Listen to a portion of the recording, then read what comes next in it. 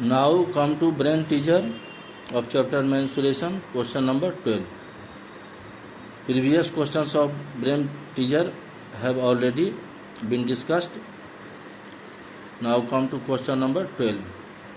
Verify Euler's formula for given figure. Euler's formula आपको verify करना है। तो यूलर्स फार्मूला तो आपको बताया गया है। यूलर्स फार्मूला क्या होता है? F plus B equal to E plus two. F क्या है? फेस। बी क्या है? वर्टिसेस। ई क्या है? एज। तो ये देखिए, पहला क्वेश्चन 2 का जो 1 है वो है square pyramid. Square pyramid, pyramid क्या होता है? जिसे स्क्वायर है, तो नाम किसी भी पिरामिड का जो नेमिंग किया जाता है बेस के आधार पर। बेस स्क्वायर अगर है, इसका बेस क्या है? स्क्वायर, चारों साइड इक्वल है। तो इस बेस पर जो पिरामिड फॉर्म होगा, कंस्ट्रक्ट होगा, उसका नेमिंग करेंगे हम स्क्वायर पिरामिड। तो ये बेस है पिरामिड का। अब ये 4 बेस पर 4 ट्रायंगल बना। एक ट्रायंगल ये हुआ। इस बेस पर देखिए ये दूसरा ट्रायंगल, 2। इस बेस पर देखिए ये तीसरा ट्रायंगल, देखिए पेन मूव करा, ये तीसरा ट्रायंगल बना। और इस बेस पर ये 4th ट्रायंगल बना। तो 4 बेस पर 4 ट्रायंगल बना। और चारों ट्रायंगल का एक कॉमन वर्टेक्स होगा, क्योंकि पिरामिड में जो भी, ये तो प्लेन फिगर हो गया, ये वर्टिकल खड़ा रहता है, क्योंकि ये सॉलिड फिगर है ना, ये वर्टिकल फिगर है। तो वर्टिकल फिगर 4 जो बना वो क्या बना? ट्रायंगल बना। तो चारों ट्रायंगल एक पॉइंट पर मीट करते हैं, तो ये हो गया वर्टेक्स, पिरामिड का वर्टेक्स हो गया यहाँ पर। अब देखिए, तो ये स्क्वायर पिरामिड आपका बन गया। वैसे ट्रायंगुलर पिरामिड रहेगा तो बेस क्या हो जाएगा? ट्रायंगल। तो ऊपर में एक पॉइंट से तीनों पॉइंट को मिला देंगे तो ट्रायंगुलर पिरामिड होता है। ट्रायंगुलर पिरामिड को टेट्राहेड्रन भी कहा जाता है। तो अब देखिए, इसमें आपको कह रहा है कि यूलर्स फार्मूला आपको वेरीफाई करना है। पहले नंबर ऑफ फेसेस देखिए। एक फेस आपका तो हो गया स्क्वायर। इस स्क्वायर पर कितना ट्रायंगल बना? 4 ट्रायंगल बना। एक इस बेस पर, एक इस बेस पर, एक इस बेस पर और एक इस, तो 4 ट्रायंगल बना। तो 4 ट्रायंगल और एक बेस हो गया स्क्वायर। तो नंबर ऑफ फेसेस कितना हो गया? 5। 4 ट्रायंगल, 4 फेस और एक बेस जो हो गया, मिला के टोटल नंबर ऑफ फेसेस कितना हो गया? 5 हो गया। नंबर ऑफ वर्टिसेस, ये सब देखिए, जितना भी पॉइंट है, 1 2 3 4, ये जितना भी है 1 2 3 4, और ये ऊपर वाला जो कॉमन पॉइंट जहाँ पर चारों ट्रायंगल मीट कर रहा है, तो ये हो गया आपका टोटल नंबर ऑफ वर्टिसेस हो गया 5। नंबर ऑफ एजेस, तो नंबर ऑफ एजेस कैलकुलेट कीजिए। स्क्वायर में 4 एज होता है, 4 साइड होता है। एज को ही साइड कहते हैं, 4 साइड। और 5 6 7 8, देखिए 1 2 3 4, ये स्क्वायर का साइड हो गया 4। और एक ट्रायंगल में देखिए 1 2 3 4, तो 4 इसमें, अब 4 जो है ये हो गया वर्टिकल। तो टोटल कितना नंबर ऑफ एजेज हो गया? 8। अब यूलर्स फार्मूला होता है यही देखिए, F plus B equal to E plus two. F हो गया फेस, भी वर्टेक्स, ई एज, और इसमें 2 जोड़ा गया, तो F plus B equal to E plus two. तो पहले हम एफ प्लस भी निकालेंगे। तो एफ प्लस भी, तो नंबर ऑफ फेसेस कितना है? 5, यानी एफ जो है आपका एफ 5 है। भी कितना है? 5। तो एफ प्लस भी कितना हो जाएगा? 5 + 5 10। अब इक्वल टू करा ई प्लस टू। अब ई प्लस टू कैलकुलेट करेंगे तो ई कितना है? Number of edges, E first letter E है 8। 8 + 2 कितना हो गया? 10। तो देखिए ए प्लस भी 10 आया, ई प्लस 2 भी 10 आया। तो इसका मतलब क्या हो गया?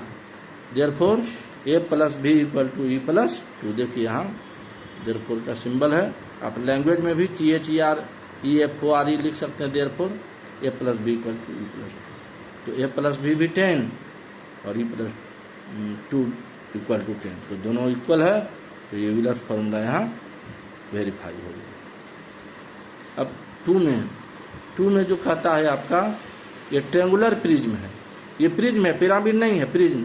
तो प्रिज्म में क्या होता है कि बेस और टॉप कॉन्ग्रुएंट होता है। अगर बेस ट्रायंगल है तो उसका टॉप भी ट्रायंगल ही होगा। प्रिज्म का ही होता है। आप देखिएगा, इसके पहले हम डिफिनीशन भी उसमें लिखवाए हुए हैं। तो बेस भी प्रिज्म, ऐसे बुक में भी दिया हुआ है कि बेस भी प्रिज्म, बेस भी ट्रेंगल और जिसका टॉप भी ट्रेंगल, और दोनों कॉन्ग्रुएंट होता है। तो प्रिज्म में ही होता है congruent, base and top are congruent figure. और इसमें क्या है कि नंबर ऑफ फेसेस आपको निकालना है। तो नंबर ऑफ फेसेस आप देखिएगा कितना होगा। जैसे ये ट्रेंगल है तो इस ट्रेंगल पर कितना पैरेललोग्राम बना, इस बेस पर एक पैरेललोग्राम, फिर इस बेस पर 2 पैरेललोग्राम, और फिर इस बेस पर 1 पैरेललोग्राम। तो टोटल 3 बेस पर 3 पैरेललोग्राम बना।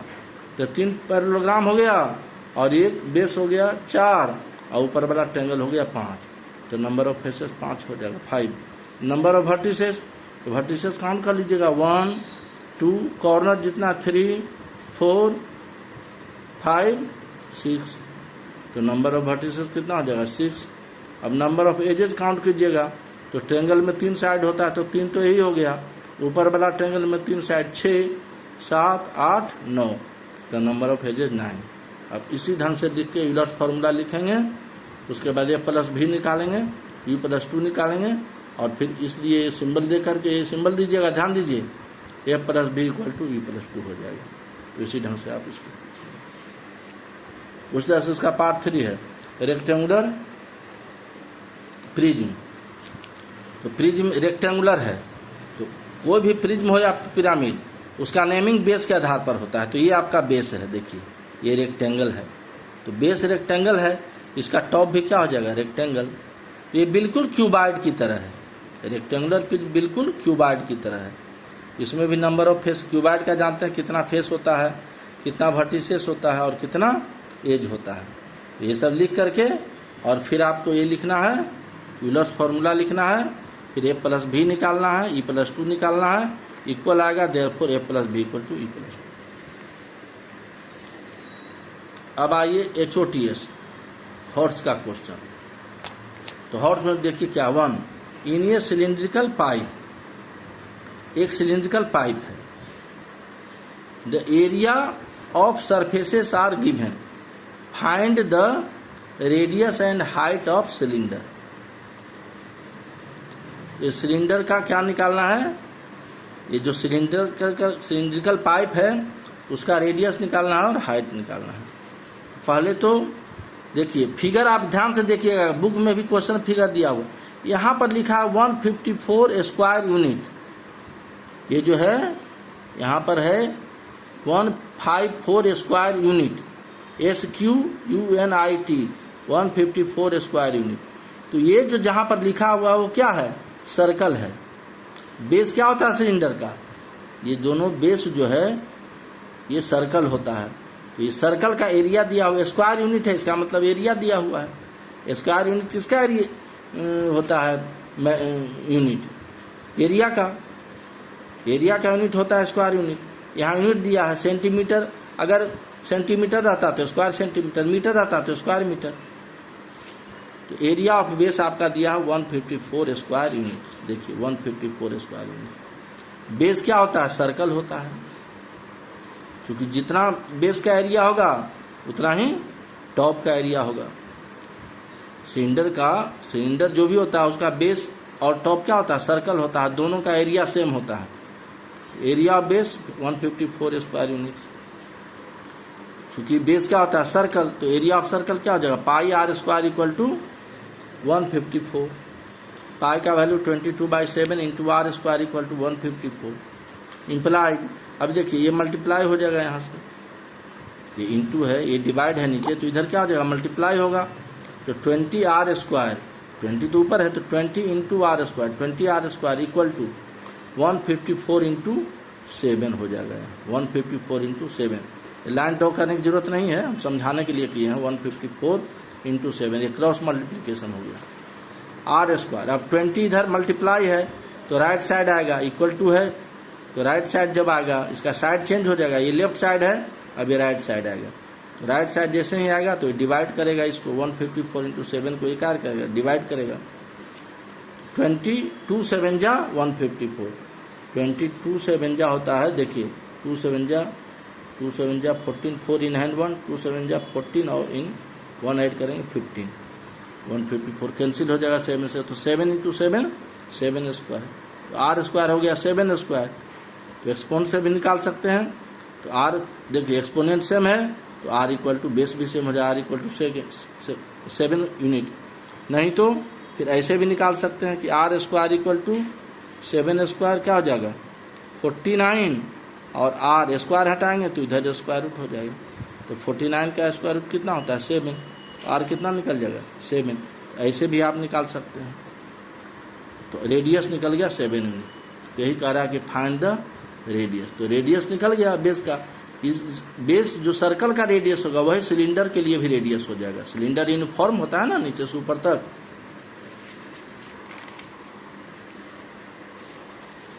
तो रेडियस ऑफ सिलेंडर हो गया 7 यूनिट। अब curved surface area of cylinder देखिए फिगर में, ये बीच में जो लिखा है 880 स्क्वायर यूनिट, ये बीच में, तो ये क्या होता है बेस और टॉप को छोड़ दें तो बीच वाला पोर्शन को क्या कहते हैं कर्व सरफेस। तो कर्व सरफेस दिया 880 स्क्वायर यूनिट 880, तो कर्व सरफेस एरिया सिलेंडर का क्या होता है 2 पाई RH, तो curve surface area equal to 880 दिया है।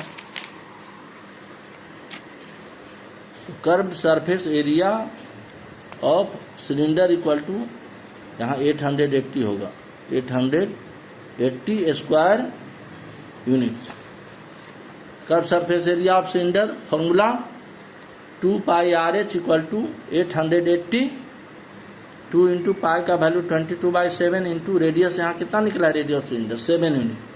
आर का वैल्यू यहाँ क्या पुट करेंगे 7 into H equal to 880, 7 7 cancel हो गया, 22 2 जा 44H इक्वल टू 880, और इम्प्लाइज H इक्वल टू 880 और ये इंटू है, तो फिर इसका साइड चेंज होगा, लेफ्ट से राइट आ रहा है चूँकि मल्टीप्लाइड है तो इधर डिवाइड होगा, तो 880/44 ये कट जाएगा, 44 2 जा 88, ये 0 यहाँ आ जाएगा, पूरा कैंसिल हो गया 20, तो H equal to 20। Height of cylinder कितना निकल गया 20 यूनिट। यही पूछ रहा है ना हाइट ऑफ सिलेंडर। तो 2 पाई R कर्व सरफेस एरिया 880 दिया हुआ है, 880 स्क्वायर यूनिट्स, 2 पाई R H का वैल्यू यहाँ फॉर्मूला लिखे, उसके बाद H का वैल्यू हमने कैलकुलेट किया, और रेडियस ऑफ सिलेंडर 7 यूनिट। तो यही पूछ रहा है इसमें, तो रेडियस और हाइट दोनों निकल गया। Question number 2, the length of A room is 50%। देखिए क्या कहता है कि कोई रूम है जिसका लेंथ जो है 50% अधिक है देन इट्स, उसकी चौड़ाई से लंबाई जो है 50% अधिक है। अब देखिए the cost of carpeting the room at the rate of ₹38.50 पर मीटर स्क्वायर। पर मीटर स्क्वायर मतलब 1 मीटर स्क्वायर का कॉस्ट कितना है 38.50। 1 मीटर स्क्वायर का कॉस्ट है 38.50। किसका कारपेटिंग का कॉस्ट। कारपेटिंग दरिया बिछाते हैं ना फ्लोर पर, दरिया फ्लोर पर, दीवार पर तो दरी नहीं बिछता है, और ऊपर सीलिंग में जहाँ पंखा झूलता है वहाँ दरी कहाँ बिछता है फ्लोर पर। तो फ्लोर पर जब हम दरी बिछाएंगे तो यही कहता है cost of carpeting the room. इसका मतलब कि हम फ्लोर पर बिछा रहे हैं, तो ये कॉस्ट किसका है फ्लोर पर जो हम कारपेटिंग कर रहे हैं, दरी बिछा रहे हैं, कारपेटिंग कर रहे हैं, उसका ये टोटल कॉस्ट है। और 1 मीटर का कॉस्ट है 38.50। ये है 1 मीटर स्क्वायर का कॉस्ट, और ये है total cost. And the cost of painting the walls, और बाल को पेंट किया गया, तो बाल को पेंट किया गया तो उसका कॉस्ट है एट द रेट ऑफ ₹5.50 पर मीटर स्क्वायर। यानी इसका कॉस्ट है ₹5.50 पर मीटर स्क्वायर। वो टोटल कॉस्ट है आपका इज ₹1320। मान दीवार को जो पेंट किया गया, पेंटिंग दीवार को पेंट करने में ये आपका टोटल खर्च आया। ये टोटल खर्च कैसे आया, जब 1 मीटर स्क्वायर का कॉस्ट है 5.50। तो find the dimensions of room, मतलब रूम का डायमेंशन मतलब रूम की लंबाई, चौड़ाई और ऊंचाई निकालना है। तो पहले तो दिया है क्वेश्चन में कि लेंथ जो है 50% अधिक है, किससे अधिक है? ब्रेथ से। तो लिखेंगे लेट ब्रेथ ऑफ रूम, माने रूम की चौड़ाई हम लेंगे 1 मीटर। तो लेंथ ऑफ रूम क्या है? 50% अधिक है, किससे अधिक है? ब्रेथ से। तो 50% जब अधिक है लेंथ ऑफ रूम, तो 50% ऑफ एक्स कैलकुलेट करेंगे ब्रेथ से। ये ब्रेथ है, 50% अधिक है तो 50% ऑफ एक्स कैलकुलेट करके, और अधिक है तो प्लस इसको एक्स में इसको ऐड करेंगे, तो एक्स प्लस 50% ऑफ एक्स हो जाएगा लेंथ ऑफ रूम। तो एक्स प्लस 50% होता है 50/100 इंटू एक्स। 52 जा 100 एक कट जाएगा, नीचे 2 आ जाएगा, तो एक्स प्लस x/2। ये लेंथ ऑफ रूम हो गया x प्लस x/2। चूँकि ब्रेथ से 50% अधिक है तो 50% ऑफ एक्स जो होगा वो ब्रेथ में ऐड होगा, अधिक है कह रहा है तो एक्स प्लस हो जाएगा, लेस कहता तो एक्स माइनस होता। तो length of room x plus x/2, यहाँ बाई 1 करेंगे, एलसीएम 1 और 2 का 2 हो जाएगा, यहाँ पर 2x हो जाएगा क्योंकि नीचे 1 है, तो 2 मल्टीप्लाइड x 2x और प्लस x 3x/2 यूनिट। ये आ गया आपका यूनिट, या आप मीटर लिख सकते हैं यहाँ पर क्योंकि मीटर में दिया हुआ है। अब देखिए total cost of carpeting, carpeting का टोटल कॉस्ट कितना दिया था? Cost of carpeting of room कितना था टोटल कॉस्ट? रेट तो ये है, ये तो 1 मीटर स्क्वायर का है, लेकिन कॉस्ट ऑफ कारपेटिंग कितना है? टोटल कॉस्ट 924, और 1 मीटर स्क्वायर का कॉस्ट है 38.50। तो total cost of carpeting ₹924, cost of carpeting 1 metre square ₹38.50। तो टोटल कॉस्ट है ये 1 मीटर स्क्वायर का कॉस्ट है ये। तो इसको इससे डिवाइड करेंगे तो क्या निकल जाएगा? एरिया फ्लोर, फ्लोर पर हम दरी बिछाते हैं तो फ्लोर का एरिया निकल जाता है। एरिया फ्लोर क्या हो जाएगा? ये 924 को 38.50 से डिवाइड करेंगे। देखिए नीचे यहाँ डेसिमल है 2 डिजिट पहले, तो यहाँ से डेसिमल हटाएंगे तो ऊपर क्या हो जाएगा? 100 से मल्टीप्लाई हो जाएगा, 1 0 and 0 कैंसिल हो गया, तो 9240/385। तो 9240 को 385 से डिवाइड करेंगे, ये 2 से यहाँ पर लगाएंगे इसको, तो ये आ जाएगा 770। सब्ट्रैक्ट करने पर 154, ये रिमाइंडर 0 आएगा यहाँ, ये यहाँ से कैरी करेंगे, इसका रिमाइंडर घटाने पर 154 आया, ये कैरी करेंगे 0। 385 को 4 से मल्टीप्लाई करेंगे तो 1540 आ जाएगा, तो रिमाइंडर 0 हो गया। तो इसको 9240 को 385 डिवाइड करने से क्या आ गया? 24। तो एरिया फ्लोर इसको डिवाइड करने से क्या आ गया? 24। तो एरिया फ्लोर कितना हो गया? 24 मीटर स्क्वायर। अब फ्लोर का एरिया क्या हो जाएगा? चूंकि रेक्टेंगल होता है रूम का फ्लोर, तो length into breadth, area floor length into breadth equal to 24 metre square. अब लेंथ कितना कैलकुलेट किए थे हम? Length of room 3/2x, length of room 3/2x into breadth कितना था? x equal to 24। ये क्या हो जाएगा? x इंटू एक्स स्क्वायर, तो 3x² इक्वल टू 24। अब देखिए 3x² इक्वल टू 24, तो ये क्या हो जाएगा? 24 2 से मल्टीप्लाई हो जाएगा, तो 3x² क्या हो जाएगा? 24 इंटू 2। यहाँ से ये इसको नहीं, ये तो उधर है, ये वाला पार्ट यहाँ घेरा हुआ देख लीजिए। ये 3x² क्या हो जाएगा? 3x² हो जाएगा यहाँ पर 24 इंटू 2, x² क्या हो जाएगा? 24 इंटू 2/3, 3 8 जा 24 कैंसिल हो जाएगा, 8 2 जा 16। तो x² 16 है, स्क्वायर हटाएंगे तो ये क्या हो जाएगा? Under root x equal to क्या हो गया? 4। तो लेंथ कितना था? 3/2x, तो 3/2x का वैल्यू यहाँ x इक्वल टू 4 पुट करेंगे, क्या हो जाएगा? 2 2 जा 4, तो 3 2 जा 6 मीटर। तो लेंथ आपका निकल गया 6 मीटर। लेंथ कितना निकल गया? 6 मीटर। और ब्रेथ ये कितना निकला? लेंथ कितना? 3/2x 6 metre.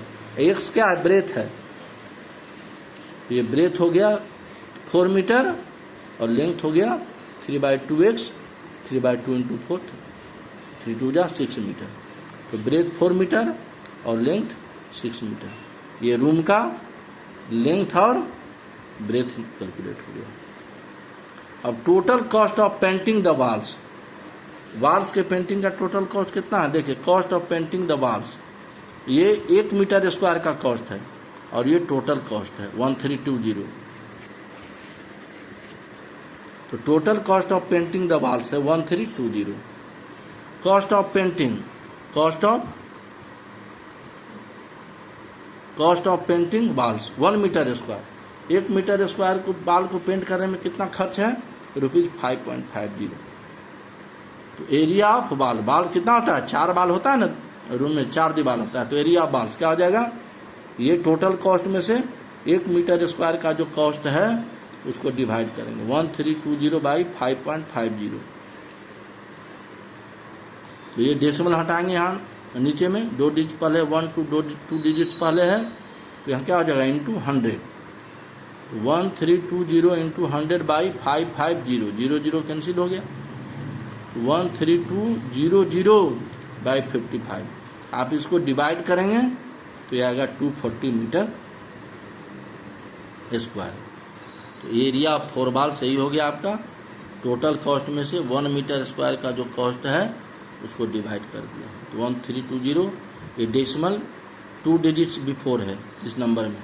तो डेसिमल को हटाने का नियम है कि नीचे से डिनोमिनेटर में डेसिमल को हटाते हैं तो ऊपर 100 से मल्टीप्लाई कर, 100 से क्यों? क्योंकि 2 डिजिट पहले है, तो 2 जीरो यहाँ लेंगे 100। ये आएगा 240 मीटर स्क्वायर। अब एरिया ऑफ 4 बाल्स कितना निकल गया? 240 मीटर स्क्वायर। और एरिया ऑफ 4 बाल्स का क्या फॉर्मूला होता है? 2 under bracket L + B × H equal to 240। 2 length आप देखिए पीछे, लेंथ आपने कितना कैलकुलेट किया था? 6 मीटर और ब्रेथ 4 मीटर। तो 2 इंटू L के जगह पर 6 प्लस B के जगह पर 4 under bracket into H equal to 240 implies 2 6 + 4 10, तो 2 into 10H equal to 240 implies 2 into 10 20, 20H equal to 240 implies H equal to 240 by 20, 00 cancel, 24 को 2 से डिवाइड करेंगे तो 12 मीटर। तो ये आपका हो गया हाइट, H मीन्स हाइट। तो रूम का लेंथ कितना निकला था? Length of room 6 metre, breadth of room 4 metre और हाइट ऑफ रूम 12 मीटर। तो यही आपका डायमेंशंस ऑफ रूम है। Dimension means length, breadth and